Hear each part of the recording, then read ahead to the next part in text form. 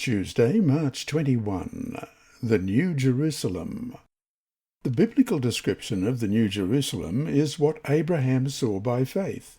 For as it says in Hebrews 11:10, he looked for a city which hath foundations, whose builder and maker is God.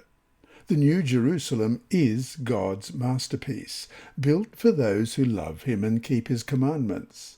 The New Jerusalem will be the home of God's faithful children in heaven during the millennium and afterward on the new earth for eternity.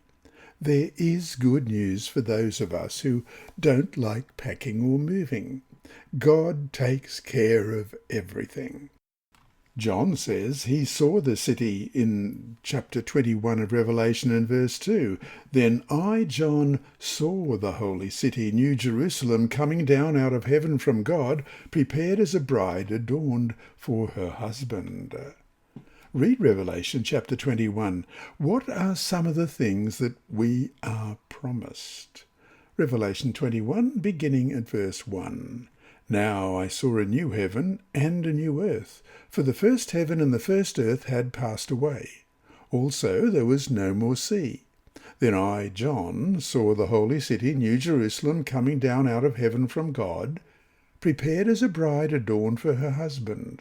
And I heard a loud voice from heaven saying, Behold, the tabernacle of God is with men, and he will dwell with them, and they shall be his people. God himself will be with them and be their God. And God will wipe away every tear from their eyes. And there shall be no more death, nor sorrow, nor crying. There shall be no more pain, for the former things have passed away. Then he who sat on the throne said, Behold, I make all things new. And he said to me, Write, for these words are true and faithful. And he said to me, It is done. I am the Alpha and the Omega, the beginning and the end. I will give of the fountain of the water of life freely to him who thirsts. He who overcomes shall inherit all things, and I will be his God, and he shall be my son. But the cowardly, unbelieving, abominable, murderers, sexually immoral, sorcerers, idolaters, and all liars shall have their part in the lake which burns with fire and brimstone, which is the second death. Then one of the 7 angels who had the 7 bowls filled with the 7 last plagues came to me and talked with me, saying, Come, I will show you the bride, the Lamb's wife. And he carried me away in the Spirit to a great and high mountain, and showed me the great city, the holy Jerusalem, descending out of heaven from God, having the glory of God. Her light was like a most precious stone, like a jasper stone, clear as crystal. Also she had a great and high wall with 12 gates, and 12 angels at the gates, and names written on them, which are the names of the 12 tribes of the children of Israel. 3 gates on the east, 3 gates on the north, 3 gates on the south, and 3 gates on the west. Now the wall of the city had 12 foundations, and on them were the names of the 12 apostles of the Lamb. And he who talked with me had a gold reed to measure the city, its gates, and its wall. The city is laid out as a square. Its length is as great as its breadth. And he measured the city with the reed, 12,000 furlongs. Its length, breadth, and height are equal. Then he measured its wall, 144 cubits, according to the measure of a man, that is, of an angel. The construction of its wall was of jasper, and the city was pure gold, like clear glass. The foundations of the wall of the city were adorned with all kinds of precious stones. The first foundation was jasper, the second sapphire, the third chalcedony, the fourth emerald, the fifth sardonyx, the 6th sardius, the 7th chrysolite, the 8th beryl, the 9th topaz, the 10th chrysoprase, the 11th jacinth, and the 12th amethyst. The 12 gates were 12 pearls. Each individual gate was of 1 pearl, and the street of the city was like pure gold, like transparent glass. But I saw no temple in it. For the Lord God Almighty and the Lamb are its temple. The city had no need of the sun or of the moon to shine in it, for the glory of God illuminated it. The Lamb is its light, and the nations of those who are saved shall walk in its light, and the kings of the earth bring their glory and honour into it. Its gates shall not be shut at all by day. There shall be no night there. And they shall bring the glory and the honour of the nations into it. But there shall by no means enter it anything that defiles, or causes an abomination, or a lie, but only those who are written in the Lamb's book of life.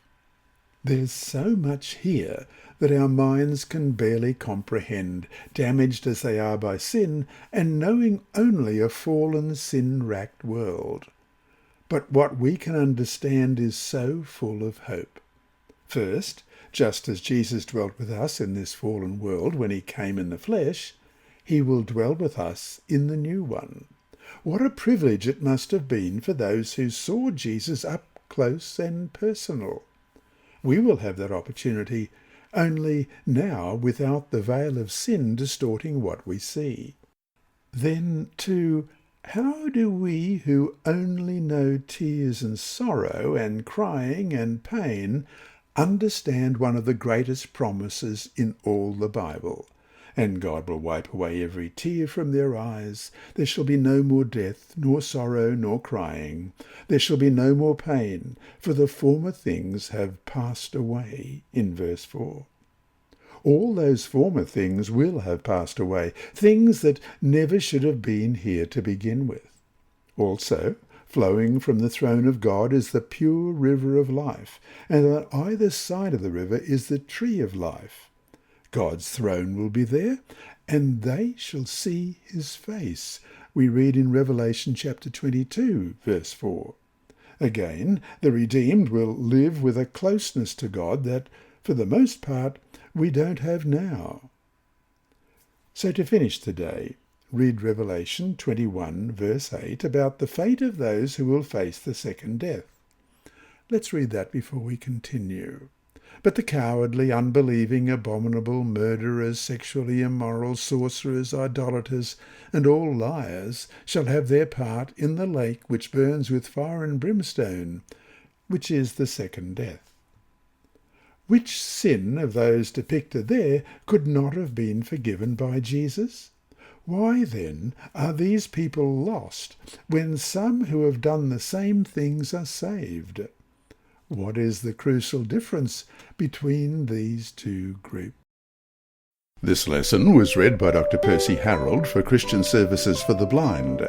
Sponsored by the Sabbath School Department and distributed through Hope Channel Australia, this podcast is also redistributed by Hope Channel Germany, Christian Record Services for the Blind. It is also available on SoundCloud and through multiple podcast distributors, including Apple iTunes. And you can listen and watch at the same time on YouTube. Remember, God is always faithful. And here is a disclaimer.